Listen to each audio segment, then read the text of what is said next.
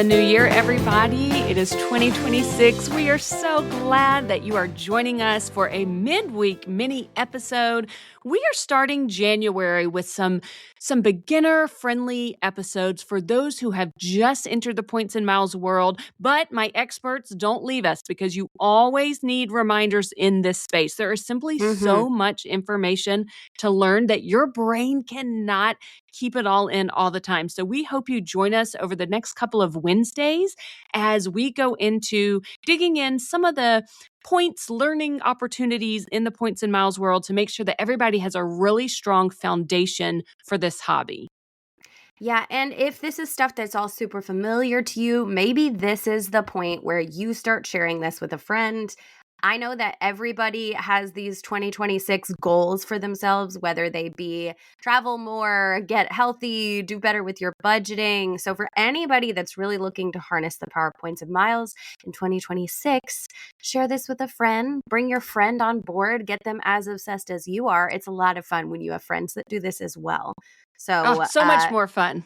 yeah, it really is. It makes all the difference in the world. So today we are going to discuss something that we've talked about a lot, which is why you should earn and burn, baby. Earn and burn. It is a phrase that you hear a lot in award travel, the points and miles world. But why? Why do you earn and burn? I think of my money and my savings account as things that I don't know, I just want to save up and build up. And you want to see this big number like, oh, I'm a points millionaire. I've got all these points. But credit card rewards and points and loyalty points through hotels and airlines are not the same as money in your savings account. They are not your Mm-mm. 401k and they should not be treated as such. So, we're going to get into why you should really consider don't hoard your points, why you should consider earning and burning your rewards. Right, guys, these are a depreciating asset. It's like your car, okay? They lose value over time. There are always devaluations happening in the points and miles world. Sitting on them truly does not benefit you in any way. And I heard a really staggering statistic the other day. I might be slightly off on the number, but it was something like 86% of all credit card rewards miles are never cashed in. Stop. Yeah, Stop. it Oh my blew goodness, that hurts my my heart. mind. I know. So let's not be those people. Let's be the people that are literally draining our points balances straight to zero and then starting over because you want to take advantage of these while they are at the maximum value that you are ever going to get for them. Okay, so let's go with the number one reason that you should do this: devaluation. Airlines and hotels can change the price of a given award seat or room at any time and often with no notice. This is called Mhm. a devaluation. It is very common. It happens. You should not be shocked to see it happen. Some brands give you notice, which is wonderful. We love Hyatt hotels. There's a ton of value in Hyatt hotels.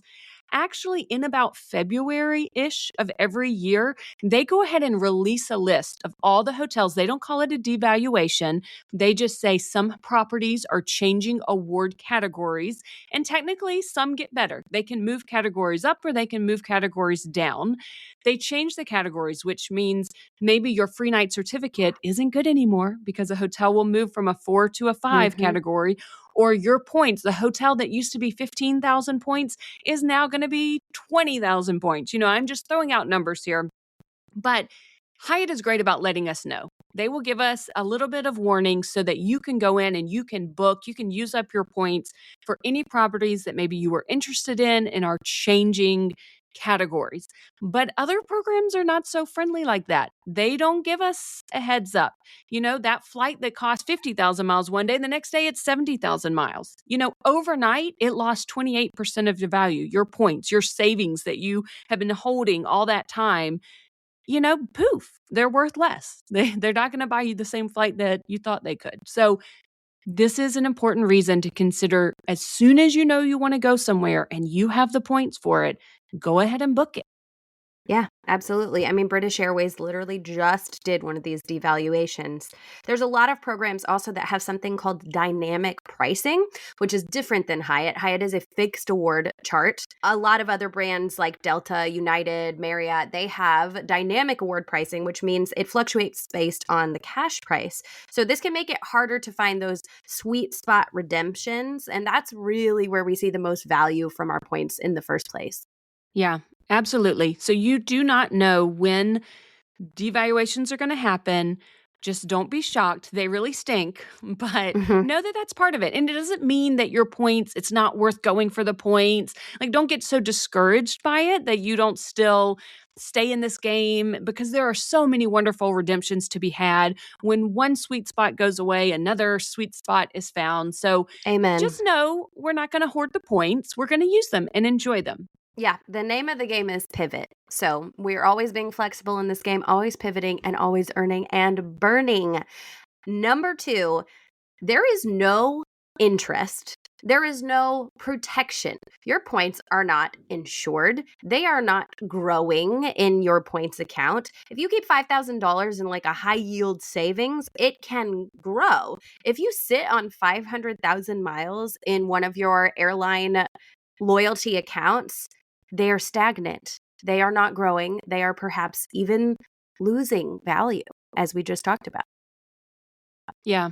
Another kind of point to mention here is that these are uninsured assets in a way. Like, this is not a bank that is FDIC insured, you know. These are points that a really sad example recently Mm, in the last 6 months, mm-hmm. Mesa. That Yep. was a card that came on the market for people to pay mortgages. People were earning tons of points. There were really good redemptions. People had accounts just full of Mesa points. And Mesa, boom, overnight, just disappeared. The transfer partners were gone. Your points, you could cash them in at a fraction of what they were worth just the day before with no Yeah. notice, just poof. And that was so heartbreaking for people. I mean, that was really sad, but that's what you think about with some of these companies. There's really good opportunities. And some people with Mesa, they booked incredible trips. They earned the Yeah. points, they cashed them in with really good deals with transfer partners. And it was great while it lasted, but it was gone overnight, which is, Right. it was scary. It was very scary for everyone in the points world, I think. Yeah, it is scary, but it does help me reframe my mind a little bit because I have a trip booked almost every month through August, and I have depleted almost every point that I have. I had a bunch, and now they're basically gone. And there is a part of my mind that wants to panic not having a stockpile. I'm like, what if something comes up and I can't go? But in reality, they are holding on to trips that, for the most part, are refundable. Those points can come back if I need them to, but they're actually safer holding on to my trips than they are sitting in a loyalty account where something like what happened to Mesa could suddenly happen. Now, is this likely? No, this was a wild occurrence, but it is a good reframing to not feel anxiety about depleting your points and about booking trips, because that's what it's for. And that is a very good shift to practice, because I think a lot of people feel the need to be sitting on a stockpile. Yeah, we do feel that way. We think, oh, got to have my 6 month savings account, right? In my bank Mhm. for my lifestyle. They say, oh, it's good to have like 6 months of savings for an emergency fund. These points are not your emergency fund. Use them. Number three, the risk of account closure or even expiration. Okay, expiration, some points do expire, some do not. Every loyalty program is different, every bank is different. Many credit card points don't expire as long as your account is open. But airline and hotel miles often do if they don't see some kind of activity, say for 12 to 24 months. You could lose everything without realizing it. If you have a chunk of points sitting in an airline program and then, maybe you canceled a trip and they're just kind of sitting there waiting on you to rebook, and a year goes by and you kind of forgot about them and you didn't book anything else, they could just be gone. Yeah, this is why it's nice to have a tool like Award Wallet or Gondola AI that kind of categorizes and shows you where all of your points are so you can stay on top of them. I also know that there are little tricks, like with American Airlines. If you don't have a booking in mind, I think you can make a really small points donation to a charity. My parents have done this before, and like 1,000 points you could donate to charity. I don't really know how that works, or I guess they cash that in for cash value and donate it, but it keeps your account active and resets the entire thing. You could probably also make a booking and cancel it. There are options here, but you also have to know that these exist. And the best thing, in our opinion, to do is just be spending the points and not sitting on them anyways. Another thing that can keep your account active is using a shopping portal. We have a full episode about shopping portals coming up very soon.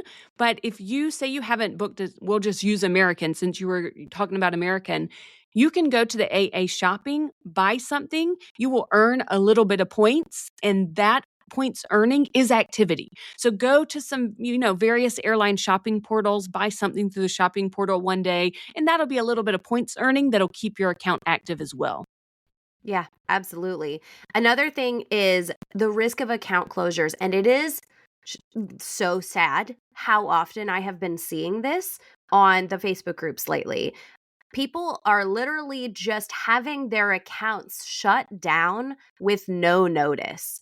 Chase very specifically likes to do this, and it's kind of unclear why. I think sometimes there's suspected fraud, but people have had a really hard time challenging this and getting points restored. So it's yet another reason not to be sitting on a bunch of points. And it's a very good reason to be making sure you're using all of your cards at least just a little bit. I have more Chase cards than any other brand. I think I have 7 Chase cards, and I have little tiny recurring expenses set up on each of them just to keep it active, because if any of them are sitting for a long time, that's one of the things that I believe signals Chase to be like, what's going on here? Should we just shut this whole thing down? And then you can lose chunks of points. Yeah, it's really heartbreaking. There's a lot of Facebook groups for people who are into points and miles. We hope you are in our Facebook group. If you search Traveling on Points, you will see a Wonderland on Points Facebook group. Join it. It is common to see in groups where people say, hey, I don't know what happened. Overnight, Chase shut me down. My points are gone. What can I do? Is there hope of getting my points back? You don't want to be in that situation. Again, don't be transferring points speculatively for no good reason, but at the same time, you're in this hobby because you love to travel. So look for opportunities to travel. There is an opportunity cost that you really need to consider. Every point has a cash equivalent. By holding on to all these points, say 200,000 points in a bank, that's worth, 2,000 to 4,000, even more in actual cash value. You're essentially leaving that money on the table because if using points frees up your actual cash to be, say, invested in the stock market or your savings account somewhere that it can grow with interest, consider that. Use the points rather than your cash when you have the chance. Let your cash grow in a different account. Another thing that we talk about all the time, kind of in the same vein, is analysis paralysis. We both have this really Oh, bad, especially yes. when it comes to new cards and which ones to open. But people get this with their redemptions too. They really want to wait for that perfect redemption. There is not always a perfect redemption. In the time that it takes to find your unicorn flight, 3 other devaluations could have happened, and your eventual perfect trip is more expensive than the good one you could have booked right from the beginning. So, especially if you're talking domestic and fully refundable, like I said before, book things. You can get them back. You can cancel anytime you want. It is more challenging with international carriers or hotels. You need to look at the rules. I have seen a lot of people get into this hobby with the misunderstanding that everything in points is refundable without any kind of a cancellation fee, and that is not the case. So make sure you do research on the specific place that you're booking, but you got to challenge yourself in that paralysis. Nothing is perfect, but it can be amazing. Yes. Now, I would say we want to leave you. We don't want to be so gloom and doom. Yeah. I feel like this is a very gloom and doom episode, guys. But there are exceptions to this earn and burn mindset, and that is some strategic saving. If you have a very specific goal in mind, a trip that you're going to take, and you need, say, 120,000 points because you have a honeymoon coming up in 10 months that you're saving for, once you hit that target, though, that savings target, book the trip as fast as you Mhm. can. So, yes, earn and burn, but we understand that there's some amount of saving up because some of Yes. the trips take a lot of points. So, you do Right. have to save up. And usually, your points in the bigger banks are pretty safe. Newer programs that pop up definitely should be treated with a little more skepticism. Maybe use your points a little quicker in those programs. Take advantage of them. They're cool. Lots of new opportunities are popping up. The award travel world is growing, it's changing, it's bigger than ever. Mhm. But just, be a little skeptical of new programs. Use them or, we don't want to lose them. Yeah, absolutely. We don't want you panic redeeming. We also don't want you anxiously sitting on stockpiles. Pro tip, treat your points like a checking account, not a 401k.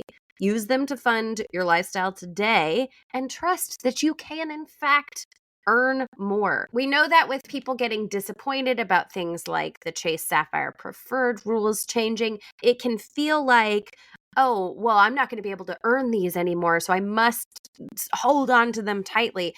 There are always ways, guys, and we are here to try to show you and teach you those ways. We're coming to you with all the loopholes that we can find. We're showing you what we do in our own homes and how we help people all the time be booking these trips. So we hope that you will continue to join us here on the Wonderland on Points podcast so that we can continue to learn and grow together. Reach out to us, ask us questions, stick around for 2 episodes a week, and hopefully in no time, you will also be traveling on Points and Miles. Find us on Instagram. You can find me, Mary Ellen, at Family Travel for the Win. You can find Joanna over at Points to Wonderland. As we mentioned, we have a Facebook group. We would love to connect with you. Share your questions, your redemptions in our Facebook group. There's a ton of people there that want to help each other out. Everybody grows by sharing information and learning together. So, coming up in the next few weeks, as we teased at the beginning, we're going to be talking about shopping portals. We're going to talk about the tools for finding the best partner redemptions. A lot of good information coming out the next couple weeks. A lot to learn in these midweek minis. So we will see you next time. Bye. Thank you so much for joining us for today's episode. We hope you learned something new and feel inspired to plan your next trip. Remember, we're travelers sharing our experiences, not financial advisors. So always do your own research and make informed decisions. If you enjoyed this episode, be sure to like, subscribe, and follow so you never miss a Points and Miles tip. We'll see you next time on Wonderland on Points.